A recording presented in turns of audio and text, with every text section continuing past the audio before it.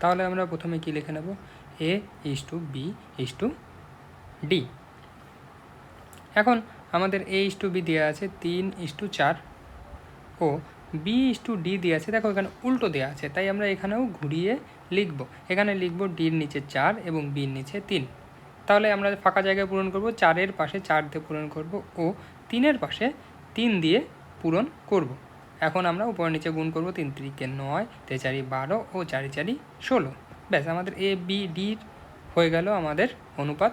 এখন আমাদের চেয়েছে A আর ডির অনুপাত 9:16, তাহলে আমাদের উত্তর হয়ে যাবে এ নাম্বার। দেখো পরবর্তী অঙ্কটা একটু আমরা আলাদা দেখতে পাচ্ছি, এটা হলো আমাদের অন্য টাইপের অঙ্ক।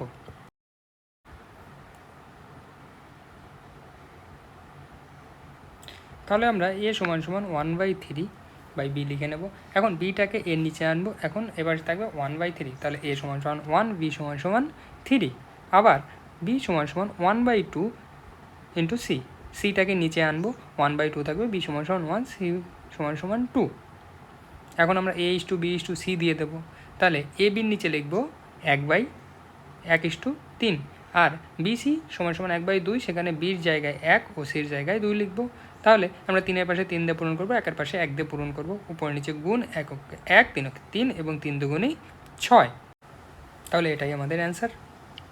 পরবর্তী প্রশ্ন, এখানে A = B এর 40% বেশি, অর্থাৎ 140/100 হবে। এখানে বিটাকে নিচে আনবো এবং এখানে কাটাকাটি করে থাকবে হলো আমাদের 7/5।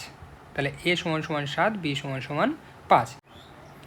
এর পরবর্তী B C এর চেয়ে 20% কম, অর্থাৎ কী লিখবো আমরা, B = C ইন্টু 80/100। 80 কেন লিখলাম, কারণ 20% কম।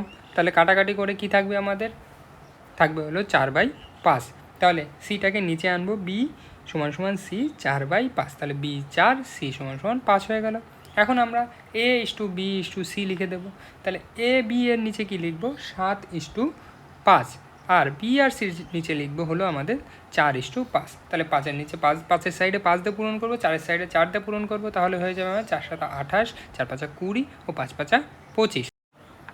এখানে আমাদের চেয়েছে A ইজ টু C, তাহলে A হলো 28 আর C হলো 25, তাহলে কি উত্তর হয়ে যাবে, 28:25।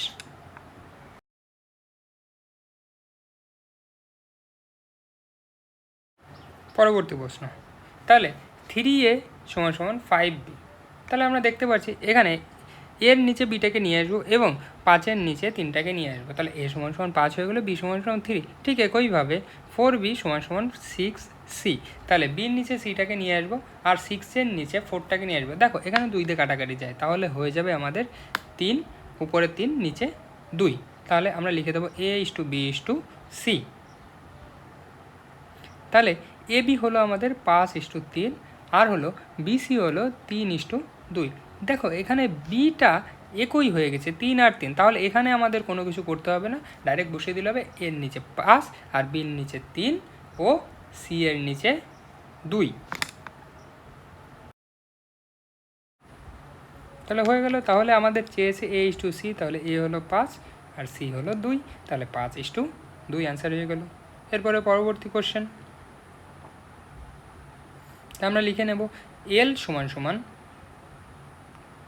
M এর 6/5, তাহলে এমটাকে নিচে আনবো, 6/5 থাকবে, তাহলে L = 6, M = 5।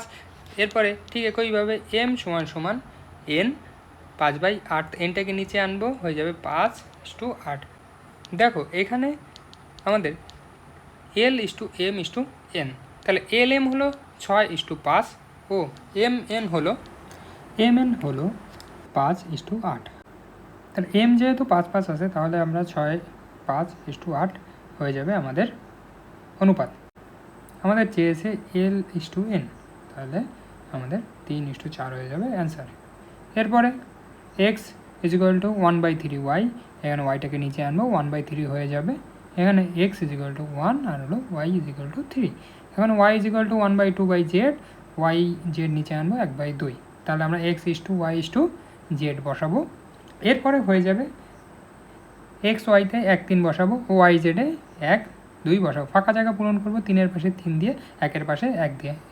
1 গুণ 1 1, 2 গুণ 3 হলো আমাদের 6, বসিয়ে দেবো আর আমাদের অ্যান্সার হয়ে যাবে 1:3:6।